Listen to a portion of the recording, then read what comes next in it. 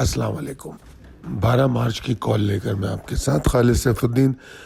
आज हम आज की बात जो करेंगे वो ये है कि टाइमली डिसीशंस जो होते हैं, जो वक्त पे जो फैसला करने की सलाहियत है, वो शॉर्ट टर्म ट्रेडर की बहुत मजबूत होनी चाहिए, बहुत अच्छी होनी चाहिए। कंपैरेटिवली अगर मैं देखूं कि एक लॉन्ग टर्म इन्वेस्टर है और एक शॉर्ट टर्म ट्रेडर्स है, तो इन दोनों के अंदर जो मेजर डिफरेंस होगा वो क्विक डिसीशन का होगा, वक्त पे डिसीशन लेना। और वो बहुत तेज़ी से फैसले कर सकता है कि बस यहाँ निकल जाना है या यहाँ एंट्री लेनी है। ज़्यादा देर नहीं सोचेगा वो। उसकी वर्किंग देखिए, लॉन्ग टर्म और शॉर्ट टर्म ट्रेडर दोनों की वर्किंग में थोड़ा थोड़ा सा फ़र्क होता है, उनके ट्रेडिंग प्लान में भी फ़र्क होता है। तो इस बात को ध्यान में रखना चाहिए। ये थी आज की बात। चलते हैं जनाब मार्केट के रैप अप पे।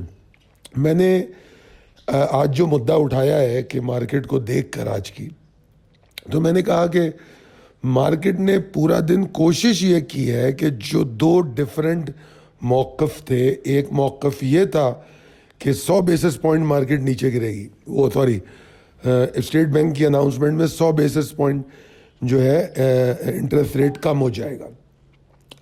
और दूसरी बात क्या थी? दूसरी बात रियलिटी है, जो उनकी अनाउंसमेंट थी कि पॉलिसी उन्होंने अनचेंज रखी। तो वो अनचेंज पॉलिसी और एक्सपेक्टेशन, इन दोनों की लड़ाई थी आज। जो इन दोनों के फॉलोअर्स थे, आज वो मार्केट में लड़ते हुए नजर आए, जिसकी वजह से हमको इस शक्ल की मूव नजर आई जो आपको इस वक्त मार्केट में नजर आ रही है।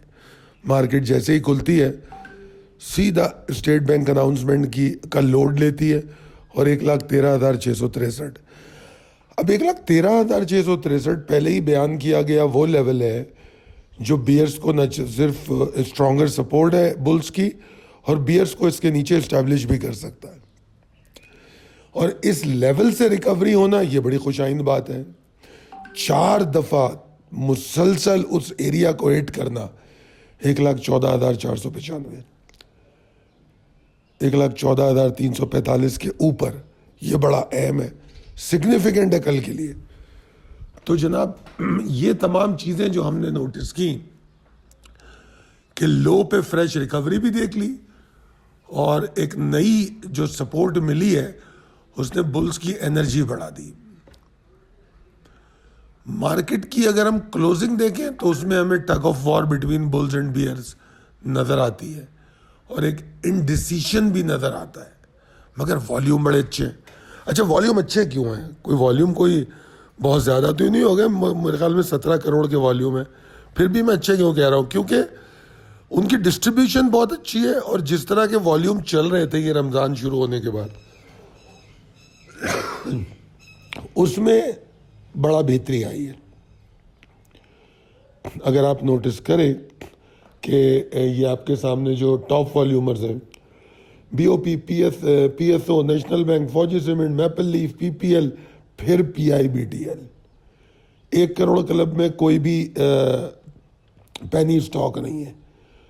फिर ओजीडीसी, लॉर्ड केमिकल, पाक इलेक्ट्रॉन, एसएनजीपी, यानी कि बोर्ड पे हमको मेजर अच्छे स्टॉक नजर आए एक्टिविटी करते हुए, which points on the diversification and understanding of trader, कि ट्रेडर्स जो है मार्केट से ना ही मायूस हैं और ना ही वो फोकस उनका हटा हुआ है, बहुत फोकस है वो। तो ये तो थी जनाब आज की मार्केट। अब कल की बात कर लेते। मार्केट का जो take possibilities and strategies as per technical chart, तो जनाब मार्केट का में कोई तब्दीली नहीं है मेरे हिसाब से। जो मैं कल मार्केट को जैसा देख रहा था, आज की मार्केट को भी ऐसा ही देख रहा हूँ। बुल्स एंड बियर्स के पास, दोनों के पास बराबर की ताकत मौजूद है, दोनों के अपने ट्रिगर मौजूद है। वो ट्रिगर होंगे तो मार्केट चल पड़ेगी। मैंने पिछले दिनों में आपको ये बात कही थी कि मार्केट को धक्का स्टार्ट करने में, ट्रिगर करने में ज़रूरी होगा कि एक्सटर्नल ट्रिगर काम करेगा। तो अभी एक एक्सटर्नल ट्रिगर तो आपके सामने आ गया, स्टेट बैंक अनाउंसमेंट। तो अब देखते हैं आईएमएफ क्या करता है। तो बहरहाल कल के सेशन में मेरे लिए बस एक एरिया बड़ा अहम है, वो 1,14,345 से 1,14,495, ये एरिया अगर मार्केट तोड़ दे तो सीधा सीधा टारगेट है 1,15,068। 1,15,068 will be the target, provided कि ये जो एरिया बताया मैंने टूट जाए। और फिर 1,15,068 के ऊपर मार्केट अगर इस्टेब्लिश होती है तो फिर मार्केट 1,15,680-700 तक जा सकती है। ये तो मेरे टारगेट्स हैं जो फिल वक्त मौजूदा हालात में 1,14,495 के ऊपर नजर आ रहे हैं। अब आ जाइए रिस्क मैनेजमेंट देख लेते हैं। आपके पास इंपॉर्टेंट लेवल एंड ट्रिगर में बड़ी तफसील से मैं ये समझाता हूं आपको कि अगर आप नोटिस करें कि 1,14,259 के नीचे market can not afford to trade, ठीक है ना। ये एक बात आपको समझ लेनी चाहिए। मार्केट के लिए मुश्किल होगा कि 1,13,885 के नीचे अगर ट्रेड करेगी तो एक्टिवेट कर देगी, बियर्स को ऑथेंटिकेट कर देगी। एफोर्ड तो वो 1,14,259 के नीचे भी नहीं कर सकती, वहाँ से लेथार्जिक और लिमिटेड वॉल्यूम्स की कैफियत पैदा हो जाएगी।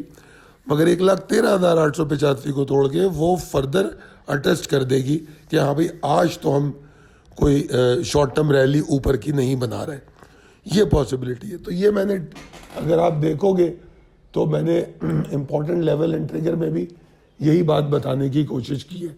तो फॉलो कीजिए इसको, और अगर आपको हमारी वीडियो पसंद आई हो तो इसको शेयर कीजिए, लाइक कीजिए, सब्सक्राइब कीजिए चैनल को, और कमेंट में हमें ज़रूर बताइए कि आपको हमारी कॉल कितनी फ़ायदेमंद हो रही है आपकी ट्रेडिंग में। बहुत शुक्रिया, अल्लाह हाफ़िज़।